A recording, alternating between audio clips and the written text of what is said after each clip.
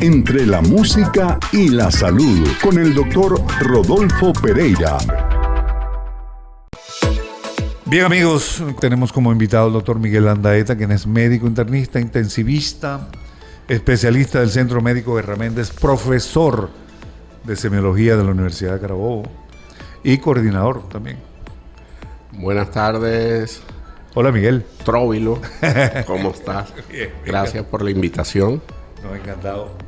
Miguel, pareciera que de alguna manera están bajando la disposición y la actitud de la alerta y la alarma y el temor y el miedo al COVID. Ya hay muchos países donde no es obligatorio el tapaboca, las medidas de aislamiento se han laxado, han como disminuido, se han relajado un poco más. En nuestro país se cree que el sistema de vacunación que no llega a un 50% que cubre a la población. Los especialistas hablan de que hay que seguir con las medidas. Háblanos un poco de la realidad actual del COVID, tú como especialista, como intensivista, que tuviste 2 años atendiendo muchos pacientes con COVID. Así es, 2 años y un poco más. Y un poco más, y todavía. Bueno, es una realidad que las medidas que se han implementado desde el inicio de la pandemia han dado resultado y lo estamos cosechando en este momento. Ha disminuido el número de casos, lo vemos por siendo un cristiano más caminando en la calle, nos damos cuenta que ya no tenemos tantos conocidos o familiares enfermos. Ya eso de una manera indirecta nos damos cuenta que hay menos casos. Y eso es debido a múltiples factores, no solo el aislamiento, que es un factor importante, pero aislamiento tuvimos desde el comienzo y no tuvimos esta respuesta que tenemos ahora. El aislamiento, el uso de tapabocas y todo esto. Pero es no más importante la vacuna, el uso de las vacunas que las empezamos a usar desde el año pasado y han dado un buen resultado a nivel mundial al punto que ha disminuido importantemente el número de casos, sobre todo casos en hospitalización y muertes, que al final es lo que queremos. No necesitamos desaparecer el COVID, que ya es cierto que no va a desaparecer, pero la disminución de las hospitalizaciones y la disminución de las muertes o los casos que entran a las unidades de terapia intensiva han disminuido enormemente. Ahora, siendo esto una referencia sin discusión, con basamento científico y estadístico de la disminución del COVID, ¿cómo es posible que todavía existan personas que no crean en la vacuna? Bueno, es en esta nueva era de las redes, es muy fácil tergiversar la realidad y después recoger esa información que no es real. No es fácil desmentirla. Hay un fenómeno que se dio en esta pandemia, que las revistas científicas internacionales, que es generalmente las guías de los médicos, son revistas serias que manejan información de trabajos científicos serios y que pasan por múltiples filtros. Estos filtros, debido a una avalancha de información y una avalancha de trabajos de investigación que se dieron, nos llevó a que se saturaran las revistas. Además de esto, hubo una apertura para el público en general de la información científica que se leía en estas revistas. Esta apertura llevó a que muchas personas con diferentes propósitos buscaran información que no había sido filtrada de manera adecuada y llegó a todos lados. Un ejemplo es el uso de la ivermectina, que en algún momento fue una locura y las personas empezaron a tomar un producto que está demostrado que no tiene ningún efecto con esto. Pero habían trabajos científicos muy pequeños, no bien filtrados, que la nombraban. Y había un movimiento que lo promocionaba. Y al salir esto en las redes sociales, llegaba un momento que no podía frenar ese tren desbocado de información. Entonces, solo trabajar con información veraz, científica, no ha sido fácil, fue un obstáculo para llegar. Eso igual pasó con las vacunas. Yo te pregunto, ¿tú sabes qué marca era la vacuna cuando el brote de difteria hace un par de años? Tú no sabes, nadie sabe de dónde venía esa vacuna. Sin embargo, mucha gente hizo colas larguísimas para vacunarse en cualquier sitio, desde panaderías hasta centros comerciales. Pero es que hoy en día era un centro de discusión, todo el mundo sabía de vacuna. Ahora todos son vacunólogos. Entonces esa información no viene. ¿Y con qué propiedad se equivocan? Así o como es. diría el doctor Romero, ¿con qué seguridad se equivocan? Así es. Entonces, ¿qué sucedía? O que sigue sucediendo cada vez menos. El temor a colocarse una vacuna que hay algunas vacunas que no llegaron a Venezuela, que son de ARN mensajero, de nueva generación, y que se iba a modificar el código genético. Entonces te dicen 2 o 3 barbaridades por ahí y las personas la creen. Las creen porque es la misma lectura. Es la misma lectura de las redes. Claro. Entonces, bueno, en Venezuela llegó, que para mi concepto fue la mejor vacuna que nos pudo haber llegado a Venezuela, porque es una vacuna que tiene una cadena de frío.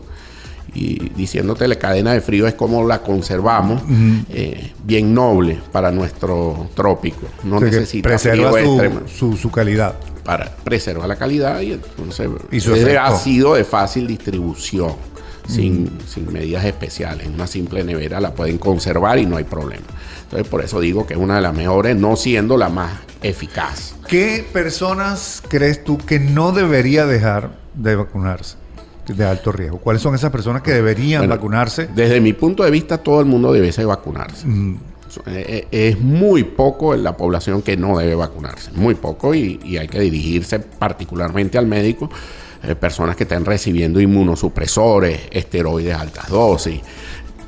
Estas personas no debiesen vacunarse porque hay que entender que la vacuna está llevando una sustancia que estimula a tus células a producir unos anticuerpos.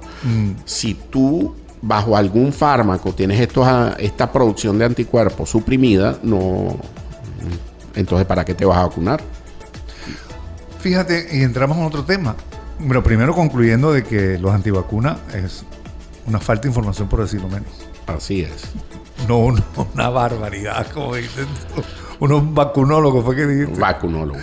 Se convirtieron en unos vacunólogos de echar para atrás. ¿Cuántos laboratorios se encargaron de las vacunas en el mundo? 5 laboratorios. Ahí, solo en China hay 3. O sea, ellos echaron para atrás. Sinopharm, a través de las redes echaron para atrás todos los criterios. Sí, bueno, eso es una opinión muy personal. Y esto que te dije es una realidad. En unos trabajos europeos ha sido difícil ese descontrol de la información médica, o una pérdida transitoria del control de la información médica eficaz. Vamos entonces a los efectos secundarios de la vacuna. Mucha gente confunde un efecto secundario, probablemente si tiene esa condición que tú dijiste, que está inmunodeprimido o es expuesto y le da una reacción. El inmunodeprimido no es que va a tener un efecto secundario. Obviamente lo puede tener como cualquier otro. El inmunodeprimido es que no va a producir anticuerpos y basta creer que está vacunado, claro, y no está. Pero hablando de efectos secundarios, los efectos secundarios más frecuentes son prácticamente inocuos. Dolor en el sitio de punción, enrojecimiento, algo de fiebre, aumento de temperatura. Eso no quiere decir para nada ningún riesgo a su salud. Es que no hay ninguna vacuna que cause la enfermedad. Eso está clarísimo. Eso está más que Miguel, claro. ¿lo puedes repetir, por favor? No hay vacuna que cause la enfermedad. Tiene que ser así.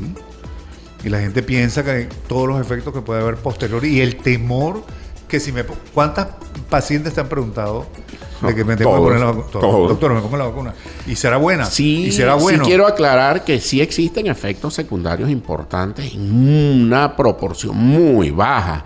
Y son importantes, pero no mortales. Por ejemplo, en la vacuna de Pfizer, uno de los efectos secundarios es la miocarditis. Pero no por esto no me voy a vacunar. Y es un efecto tardío. Y es un efecto no solo tardío, puede ser tardío, al mes, 2 meses. Sí. Pero no solo esto, que es no mortal, no lleva ni a hospitalización. Ahora, ¿cómo sabe un paciente, una persona que está funcionando la vacuna? ¿Cómo sabe que está funcionando? El paciente no lo va a saber, a menos que tenga contacto con una persona. No existe una prueba en público o a nivel comercial, no existe una prueba que te diga estoy vacunado o no estoy vacunado. No existe. Hay que confiar que la vacuna que nos colocamos haga su efecto y nos basamos en la estadística.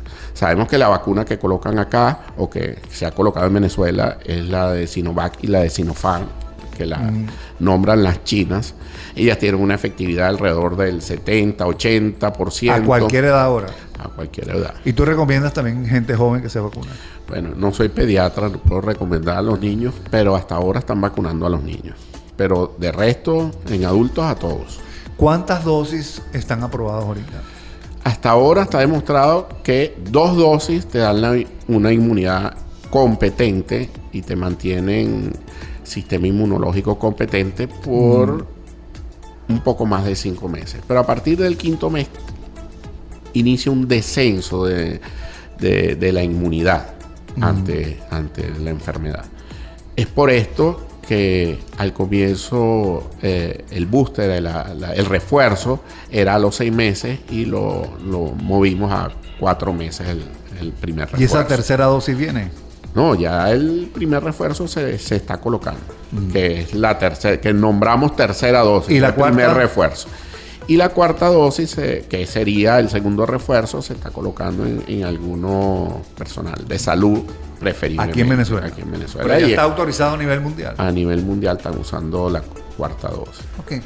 Ahora, en nuestro país, Miguel, que no sabemos con exactitud qué población o qué porcentaje de la población está vacunada, como los países desarrollados que llevan unas estadísticas mucho más confiables y pueden tomar la decisión de quitar las medidas de aislamiento, quitar las medidas del uso del tapaboca en lugares públicos, etcétera, etcétera, que ya lo hemos visto en aviones, en hoteles, etcétera, etcétera.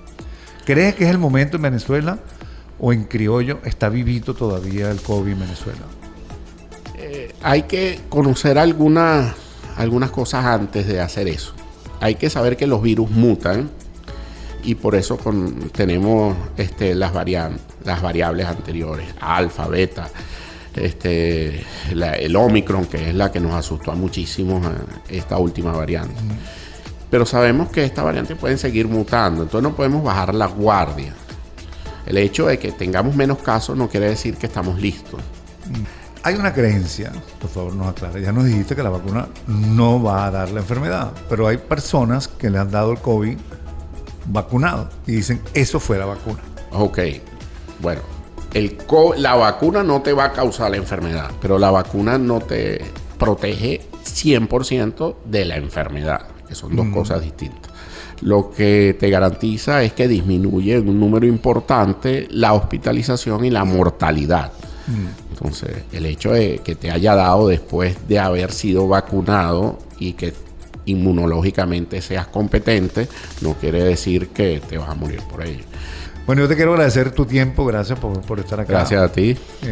Lo tengo que decir, lo sacamos del consultorio, estaba organizando un traslado y es el doctor Miguel de Andaeta, intensivista, internista, especialista del Centro Médico Guerra Méndez, profesor universitario de la materia de semiología y bueno, con nosotros nos brindó una información sumamente importante. A ustedes, como siempre, hagan deporte, que hacer deporte es tener salud. Sin salud no hay nada. Tengan lo que tengan.